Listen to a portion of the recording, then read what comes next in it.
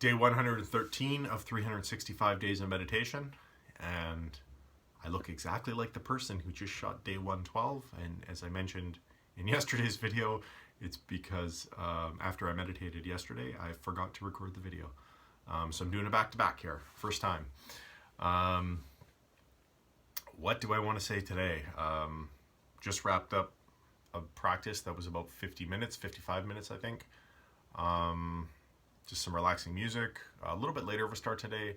I didn't get up until 6, but still 6 a.m. and meditated first thing in the morning, which is great. The practice again was pretty relaxing. I find myself really kind of zoning out almost when I'm doing a early morning practice, which makes the time go by quicker. I really get into that sort of meditative flow state. Although this morning there was a little bit more chatter. And interestingly enough, I noticed the chatter and it was my brain just going over some pointless sort of YouTube entertainment garble that I was watching yesterday. And it was really entertainment purposes. It wasn't for the purpose of education at all. It was simply entertainment. And it was yesterday evening for about, I don't know, half hour. And yeah, that was playing in my mind. So just the reminder of like mental diet. And although it wasn't negative, why, I don't know, unless I'm doing it intentionally for the purpose of entertainment, don't watch stuff that is sort of just mindless garble,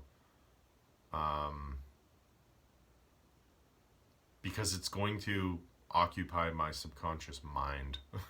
That chatter will be there. It's going to occupy my mind. It's going to take up mental bandwidth, and I could be using it for something else. And also I could have been using that time that I spent doing something more productive, even if it was just relaxing, because despite what a lot of us think, at least I used to think it, watching TV or watching your phone is not relaxation. Relaxation is an active process. It's an intentional process. You have to actively relax. You cannot just relax by flopping down on the couch and turning on the TV. That actually gets the brain going a mile a minute. And the blue light increases cortisol and stops the production of melatonin, which means it's going to make it so you can't sleep very well. So yeah, I guess that was a good reminder again yesterday. I've had that reminder before many times, but it popped up again yesterday. So we'll try again. Yeah, not much to report on the meditation other than that.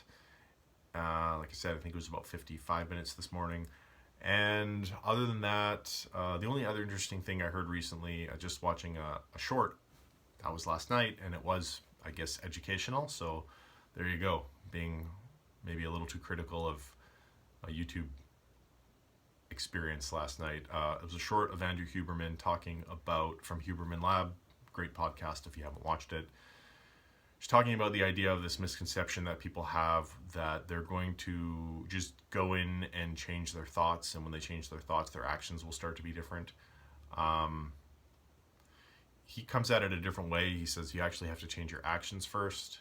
And if you start changing your actions, taking action, so i.e. behaving in a different way, taking on a new habit, trying something new, then your thoughts will start to change as a result of that.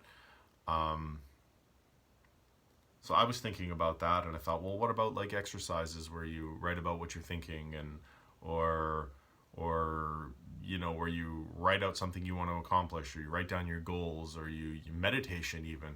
What about those things? Because you're not really taking action.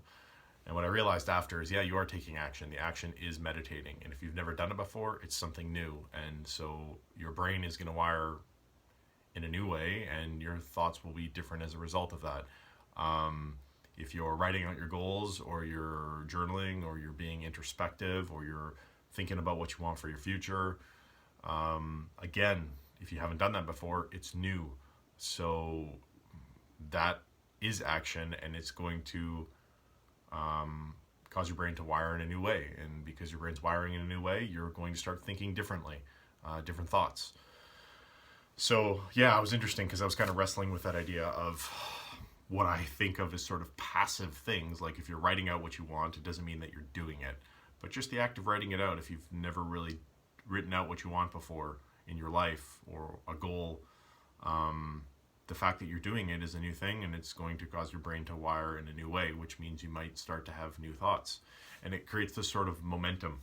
I think that's why it's a good starting point if you feel stuck, because you can start to gain some momentum, writing out what you want, and then you start to think about it more and more and more because you're actively engaged in thinking about it, and the more you do it, the more your brain will rewire, and eventually, who knows, you might actually start to take some action towards it. So it might be a good way to get out of a rut. Meditation the same. And I know it is for my experience, for sure. And that's it for today. Thanks for watching. This was a double header, and in terms of the video. And in closing, if you're struggling at all with your mental health, talk to somebody, talk to somebody, talk to somebody. Nothing worse than suffering in silence, and getting out there and talking about it is the first step. If you're struggling with your mental health, it's the first step towards changing. So just what I said, taking a new action. You're taking a new action by talking to somebody about your mental health. If you've never done it before, it might lead to some new thoughts. Who knows? And that might lead to some new action, some more new action, and then some more new thoughts. And if your thoughts start to become radically different, you might start to feel radically differently. Yeah, that's it. In addition to that, you'll also help end the stigma around mental health. And that's a big reason why I'm shooting these videos every day, just to show that just because you've been in a dark, crappy place in your life before, you know, in my case, depression, anxiety, obsessive compulsive disorder, for years and years and years, since childhood, doesn't mean that you're stuck there. Doesn't mean that it's hopeless. You can get better, and if you take those little actions, and they'll feel very small in the beginning, you will start to think differently. It will start to build momentum. You will start to feel better, and eventually you'll get to a point where your life looks radically differently than it did when you were struggling with your mental health. That's it for today. Thanks for watching. Be good to yourself.